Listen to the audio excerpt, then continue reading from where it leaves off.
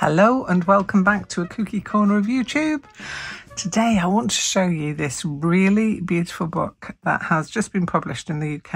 I think it's been out in other places before us, so they got the beauteousness of it before we did, but I thought I would show you exactly why I love this book so much. It's a dream of a book.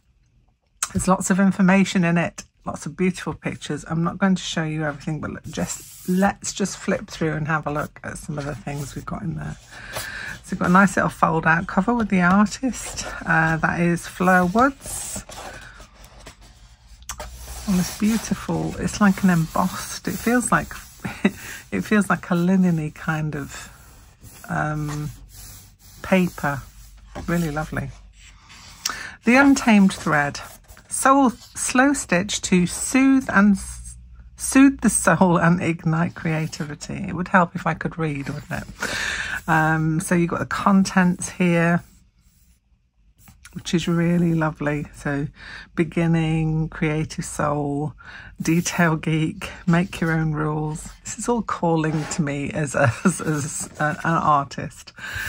So we have an introductory there bit to Fleur Woods. And then we get to see some of these beautiful and inspiring pictures, and the book is filled with them. I'm just going to skip ahead a bit. But look at all this inspiring photography, not only of the art pieces, but just generally beautiful pieces, the flowers and books together. You could do a still life based on that picture alone. You know, it's so very inspiring.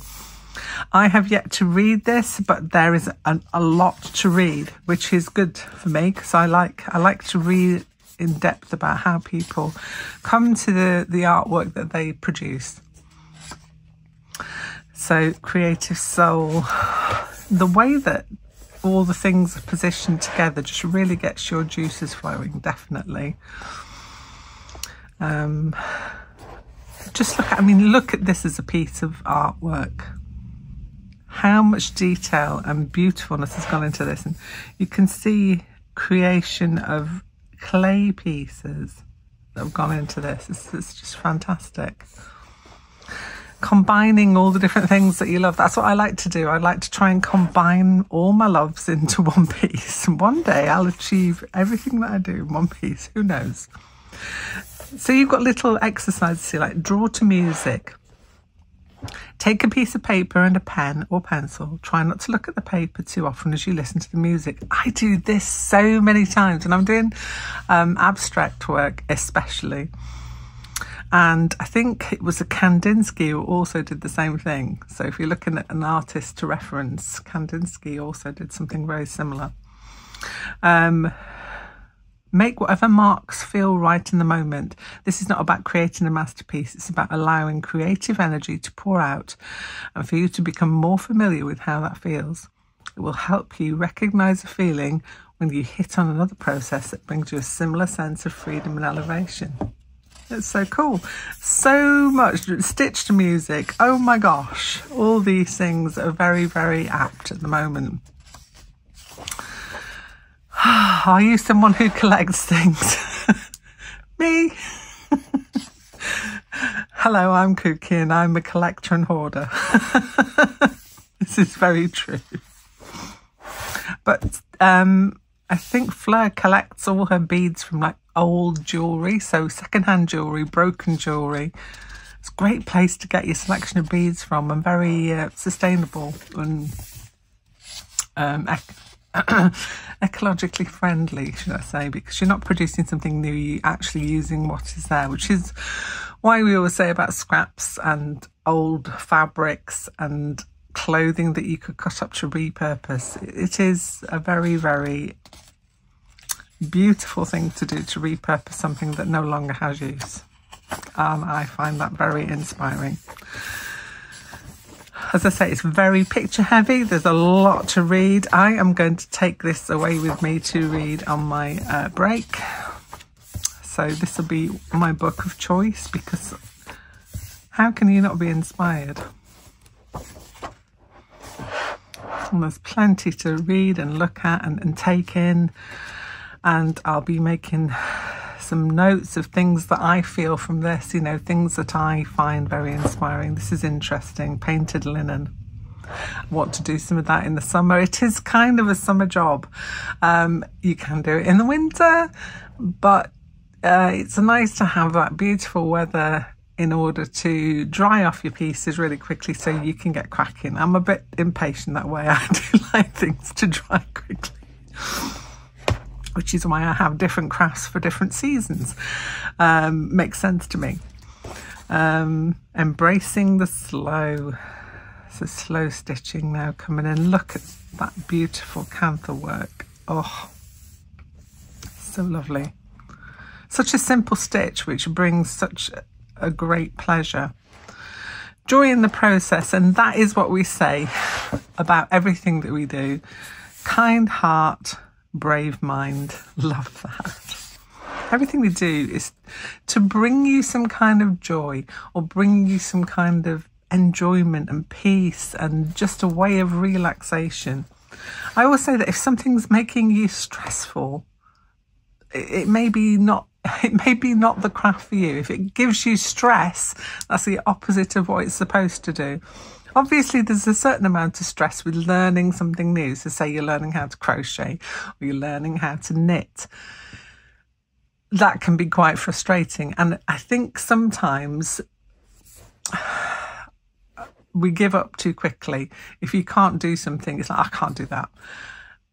And I do agree that certainly you need a little bit of that stress in order to go through and enjoy the actual process when you've got the muscle memory in order to do things like a crochet or a knit or how to stitch. But if after you've got past that initial learning stage, and I find the learning stage very, very, it sparks off all kinds of ideas in my mind for lots of things. So I find it very inspiring, and I will push through. Like with crochet, I was a knitter for ages. With crochet, I pushed through it because it was a completely different way of holding the yarn. It was only one needle. I didn't have many stitches to deal with. I just had one and I couldn't control it. And I have to admit that the hook and the yarn once went flying across the room. Only once, but I went across and picked it back up and started again. That kind of stress is acceptable to me. I can do that because I know it's something that I need to learn and push through. But if you're doing something and you've done it for a while and you're still finding it stressful, maybe swap it around, try something different for a bit and see if that suits you better. Anyway, I digress. This book, back to this book. But it does spark off conversations like this. I mean, look at these beautiful pieces. Joy Journey. Annie, you'll like this one. I adore how the back naturally becomes an abstract version of the front, both beautiful in their own ways. So front and back. Annie, you would love that. I would absolutely suggest anyone who has a chance, either order it through your library or grab yourself a copy, or if there's a few of you, grab a copy, split the cost and share it between you. It is a beautiful, beautiful book. Lots of photographs, beautifully inspiring photographs. As I say, there's a still life in itself. If you were a painter, you could just use that as a reference picture to do a painting from.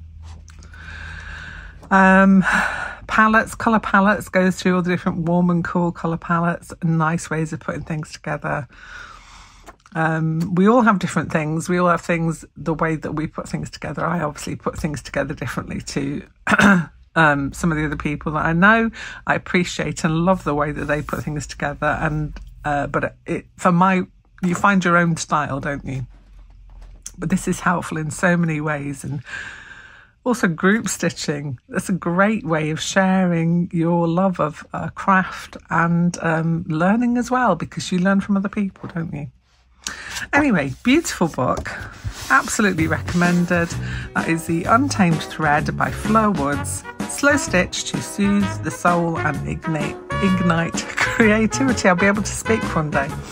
Hope you've enjoyed this flip through of this, and I'll be back here very soon with something else. Bye for now.